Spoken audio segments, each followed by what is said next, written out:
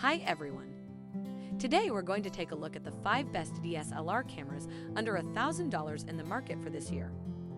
First, we're going to show you our 5 best picks, and then we'll talk about what you should look for before buying a DSLR camera. Let's get started. Number 5, Canon 900D. The EOS 90D is quite the step forward for the EOS DSLR line, being the first model of its kind to support a 32 5-megapixel sensor.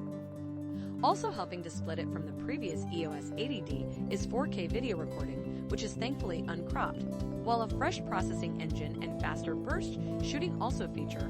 The 1,300-shot battery provides far more juice than what you can get from the average mirrorless camera.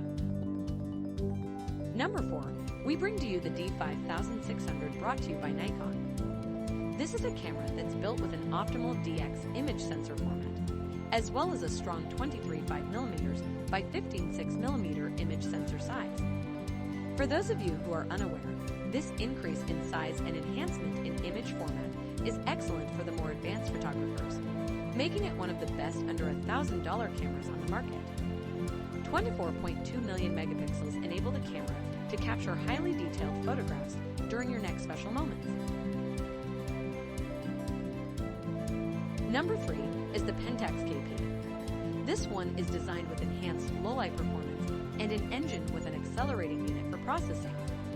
The KP is first in its class and gives a lot of competitors a run for their money. Equipped with a set 1128-point AF sensor, as well as a top-notch exchangeable grip, this camera is a great choice regardless of the user's skill set.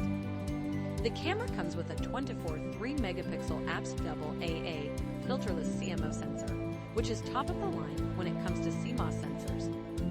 Some additional features that this camera offers include built-in Wi-Fi for instant access to any device, an integrated GPS recording location, and a mechanical shutter. Number 2 on our list is the Nikon D7100. Nikon has been named as the new flagship DSLR of the APS lineup. Indeed, Nikon's D7000 was tough to keep in stock because everyone wanted it. With a high ISO ability, marksman-type autofocus, and excellent build quality, consumers flocked to it for the great camera that it was for the price. The D7100 is in many ways Nikon's way of showing that APS DSLRs still have a place in the world despite how much the ILC market has grown. The camera boasts 24 1-megapixel sensor, 51-point autofocus system that can autofocus down to f8.7 fps, shooting a 3.2-inch 1229K LCD.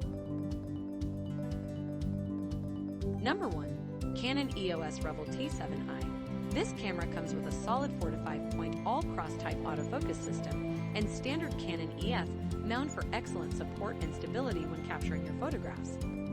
Its image format is approximately 22.3mm by 14mm APS size, which is particularly strong when it comes to more advanced cameras, but standard for DSLRs.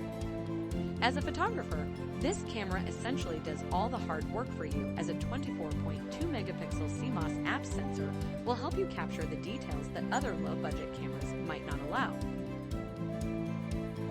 Now that we've shown you the best DSLR cameras under $1,000 out there, let's talk about a few things you should look for before buying one. Shutter and focus speeds. DSLRs can acquire focus very quickly and take multiple shots per second. Have you ever tried to photograph a bird flying with a point and shoot it?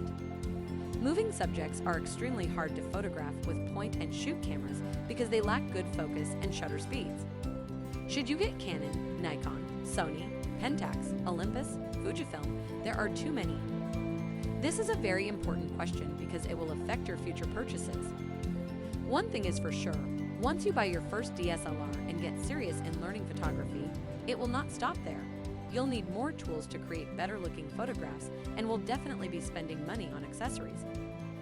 To start with, you'll need a good camera bag to store your DSLR and your lenses, an additional battery so that you don't run out of power when you're out shooting, and an additional memory card.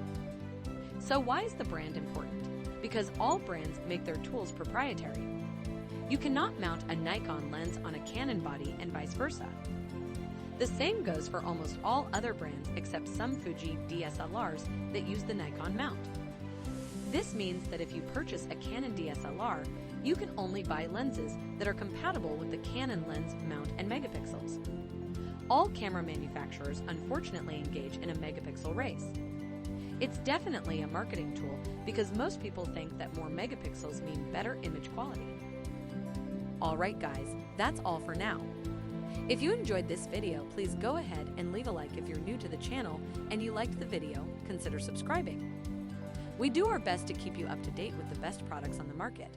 So if you want to stay current regarding the best, make sure to hit that subscribe button.